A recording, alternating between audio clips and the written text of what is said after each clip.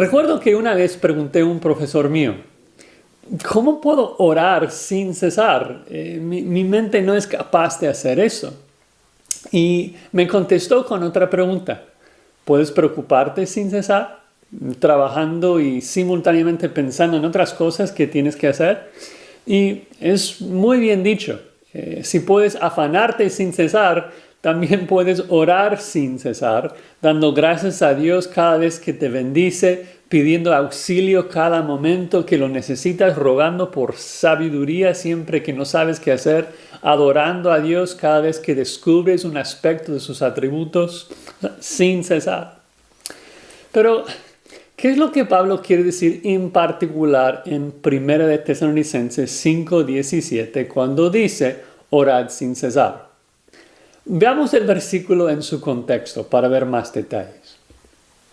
Muchas veces cuando leemos mandatos como estos, acá en 1 Tesalonicenses, estad siempre gozosos, orad sin cesar, dad gracias en todo.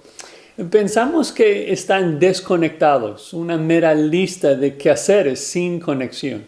Pero creo que existe lógica acá. Vean que primero manda, estad siempre gozosos. Y la verdad es que esto suena imposible. ¿Cómo podemos gozarnos siempre? El cristiano enfrenta mucho sufrimiento y persecución en esta vida. ¿Cómo vamos a gozarnos en cada momento? Y creo que la respuesta viene en los siguientes mandatos. El que sigue es orad sin cesar, que realmente es la respuesta. Si estás triste, si no tienes gozo, pues ora. Pide que Dios te ayude a ver lo que la prueba está produciendo en tu vida. Ora que Dios te dé gozo al ver de que Dios te está santificando al carácter de Cristo, que es tu mejor bien. Y si dices, oye Pablo, pero no veo el bien, no puedo orar, no sé qué decir. Sé que debo orar según la voluntad de Dios, sé que mi oración debe ser de que la voluntad de Dios sea hecha, pero no sé cuál es la voluntad de Dios. Respuesta, el siguiente mandato. Dad gracias en todo, porque esta es la voluntad de Dios para con vosotros en Cristo Jesús. Cuando das gracias a Dios por su bendición, esto en sí es una oración a Dios que te va a traer gozo. Entonces comenzamos a ver la conexión, ¿no?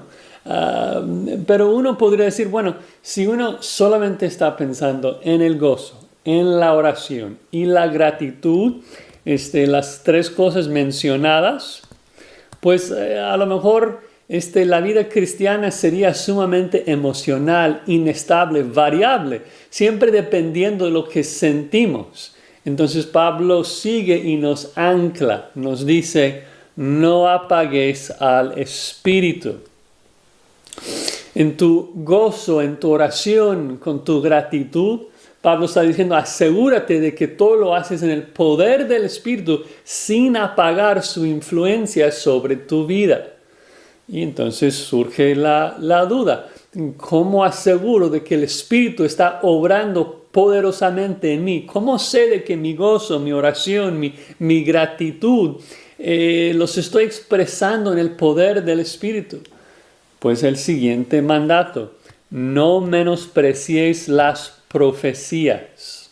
Es decir, escucha al Espíritu por medio de sus profecías. Ahora, claro, hay contexto acá. Pablo escribe esto antes del cierre del canon. Pablo, cuando escribió esta carta, pues en cada domingo hubo profetas que hablaban la palabra de Dios a la iglesia. Hoy en día es diferente, la Biblia ya está completa, ya todo lo que necesitamos para la vida y la piedad lo tenemos en la Escritura, según de Pedro 1:3.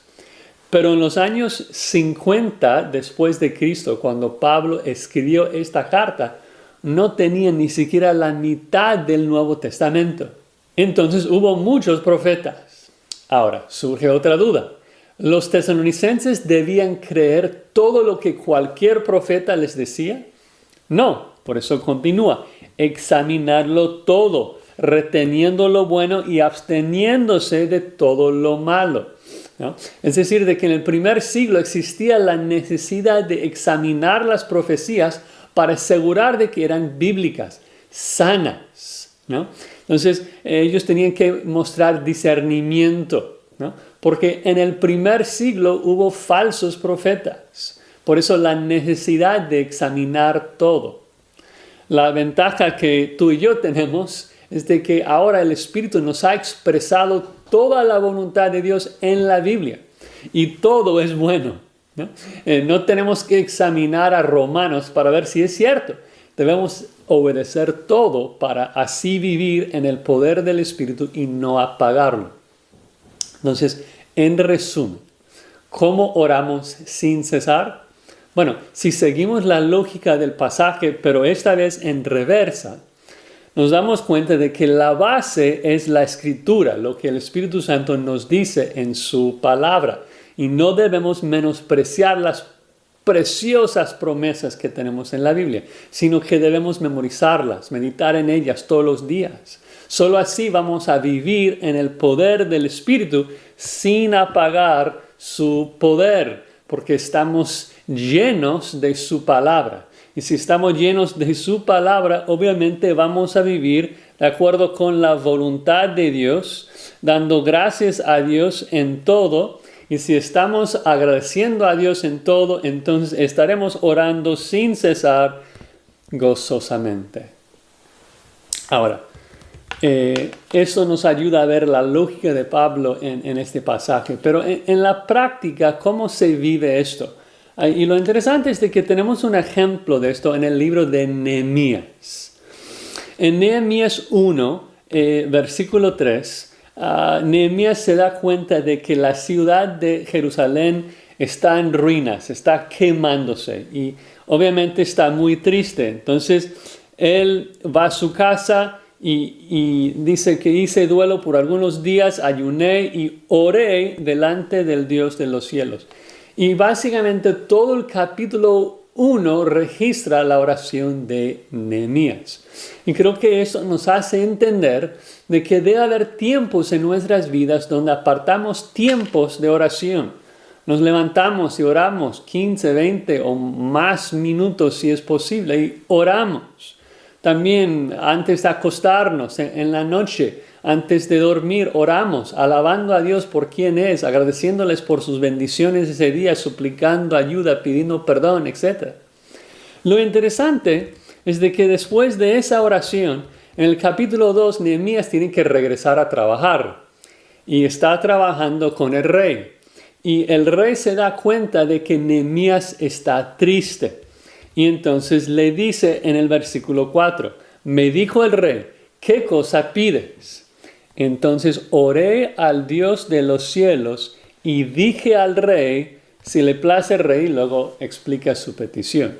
Ahora, les pregunto, el punto acá de que el rey le pregunta, ¿qué cosa pides? Y luego Nehemías ora al Dios de los cielos, significa que regresa a su casa, se pone de rodillas y ora. No ora como oraba en el capítulo 1. Esto es diferente, ¿no? En ese mismo momento, en conversación con el rey humano, dice en su mente, auxilio, Dios, ayúdame, dame valentía, dame sabiduría. Entonces, en el mismo momento que está hablando con el rey terrenal, también está hablando con el rey celestial. Y eso es un ejemplo de cómo orar sin cesar.